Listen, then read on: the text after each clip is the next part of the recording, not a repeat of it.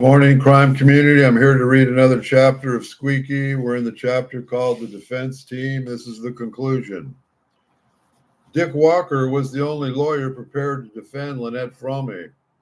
Dwayne Chin, the attorney who represented Sadie at the Tate LaBianca trial, had flown up from Los Angeles to see if Lynn might require his services. He brought with him a friend and fellow lawyer, Bob Kirsty, who in 1970 had met Manson and unsuccessfully sought to represent him. Kirsty worked out of the same Crenshaw Boulevard building that Chin did. During the Tate trial, often found the Manson women floating through the office, casually helping themselves to office supplies and the use of his telephone and photocopier. Lynn was far more welcoming to Chin and Kirsty than she had been in the federal defender's investigators. She was buoyant and joyful as always, Kirsty recalled, just as though you had met her on the street. Of course, Lynn said she had no intention of harming the president, but rather of raising the nation's consciousness about the issues that really mattered, like a new trial for Charlie and the other family members. The authorities' heavy reaction to the pistol incident seemed to surprise her. "What are they mad about?" Chin quoted Lynn as saying. "The gun didn't go off." Lynn also made it clear her idea of a proper legal defense.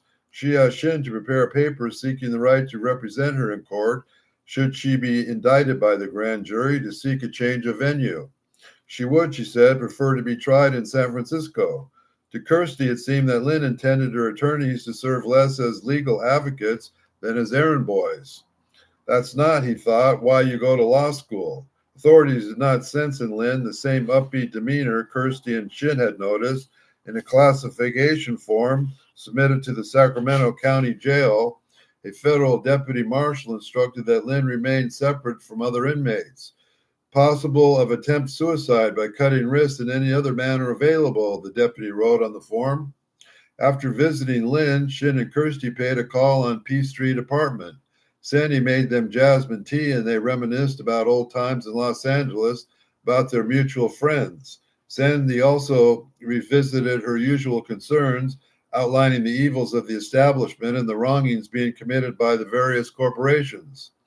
More important, however, were the plans for Lynn's trial. It would be an event many had long awaited.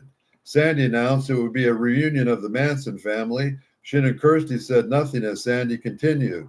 Lynn explained, she said, to use the court's subpoena power to bring Charlie and other members of the family to Sacramento for the trial. This left a critical question to be decided. What color robes did each family member want to wear? That was where Chin and Kirsty came in, Sandy explained. Could they please find out from different family members what color their robes should be? She needed to know as soon as possible so the robes could be sewn in time for the trial. The two lawyers were non-committal and bid their farewells. Chin, however, was rather outspoken when he decided to reporters about his jailhouse visit with Lynn. Not only did he describe her as being in fairly good spirits, he revealed that she told him about plans for her defense, as well as for her assertions about lack of intent to kill the president. Chin's remarks made front-page news across the country and incensed Dick Walker. He asked Judge McBride to issue a gag order preventing comments that could prejudice the jury pool. McBride complied, posting restrictions, perhaps unprecedented in his breadth, and not only applying to attorneys and witnesses, but also gagging the defendant herself. Now it was Lynn who objected. Her entire purpose was to reach the world, and a gag order prevented her from talking to the press, defeated the whole business. She told Walker to march back into court and get the order lifted. Despite her own concern over what Lynn might say, Walker filed papers contending that the order violated Lynn's priceless right to free speech, only because she happened to be a defendant in a criminal action. Walker knew that the judges generally cared less about the First Amendment rights than they did about the Sixth Amendment rights of guarantee to a fair trial. So, with tongue perhaps in cheek, Walker argued that it was entirely possible, after hearing the defendant's statements concerning the case, the members of the public at large might come forward with relevant and meaningful evidence that could be helpful to the defense to promote the interests of justice. The government disagreed. To permit Ms. Fromey to try her case in the news media would unquestionably result in a serious and imminent threat to the administration of justice and a fair trial, prosecutors said. Quickly moving to secure the indictment, federal U.S. Attorney Dwayne Keyes convened the federal grand jury on Wednesday, September 10th. Before the grand jury could hear the evidence, however, the prosecution's case began to find its way into the press. Washington columnist Jack Anderson taped the FBI connections to reveal the sources of Lynn's gun. I reached Harold Borrow last night at his home in Jackson, California, Anderson reported. The old man's voice was tired. He said he hadn't been able to sleep since the investigation began, but he refused to discuss the incident with me, saying he had been instructed by the FBI to say nothing. In a flash, reporters were swarming through the faded streets of Jackson surrounding the Borrow House in Lexington Lane on Lawton Lane, knocking on the door, calling on the telephone. Nelda tried to shoo them away, and the press corps was persistent, and as soon it seemed that every last soul in town had been interviewed about the elusive sugar daddy. In a typical remark, Manny's Aunt Mildred described him as a very quiet man who was never interested in women or anything. Neither Nelda nor Charles Borrow would speak to the press, and Lynn had been silenced by court order. It fell to Sandra Good to defend Manny's character. That poor guy, they're not showing him any respect at all. He's living his own life. He thought to be left alone, Sandy told the Sacramento Bee. Now he's going to be vamped by the media. That poor guy.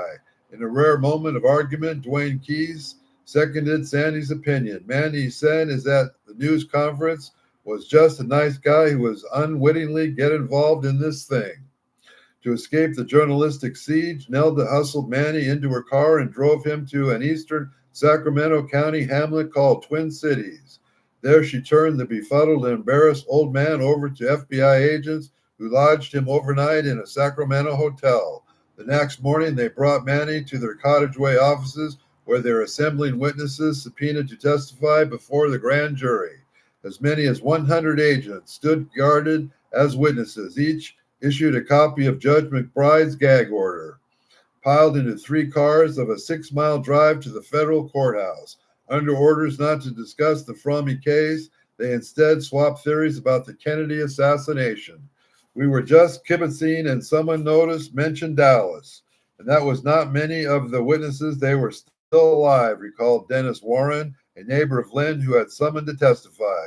Once at the courthouse, agents took the witness to the judge's private investigators and led them through a maze of offices till they reached a small chamber where the grand jury met behind locked doors. Federal agents had thought of everything, even papers over the jury's room window so that no prying eyes could intrude. Not only did the guard against troublemakers, the law offices also kept the news media at arm's length, refusing even to confirm that the grand jury was convened. Pursuant to the order of Judge McBride, cameras and recording equipment were banned in the courtroom and even in the hallways of the federal building. The security measures were the tightest in Sacramento's history. According to Keyes, they were imposed as the request of witnesses fearful of being publicly identified. Federal grand jury proceedings are held in secret, with the public, the press, and even the accused, and his or her counsel excluded. The prosecutor chooses what evidence and which witnesses to put forward in support of an indictment, and there is no cross-examination by the defense to challenge the government's version of events. Rarely does a grand jury refuse to return an indictment, but prosecutors were taking any chances. Before the testimony began, Keyes and Heller divided the witnesses between them and grilled each one individually before letting them take the stand. The evidence would be carefully choreographed. The 9 men and 13 women of the grand jury convened at 10 a.m. on September 10th with a full slate of business. They had to consider indictments of 7 routine matters, including interstate auto theft and narcotics offense, as well as a pistol incident.